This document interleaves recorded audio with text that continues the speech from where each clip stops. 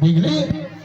সেই দ্বিজঘোষের মৃত্যুর পর ছেলেটি জন্ম নিল, নাম রেখেছে তার বিহারী। এই বিহারীলাল ধীরে ধীরে বড় হয়ে উঠেছে।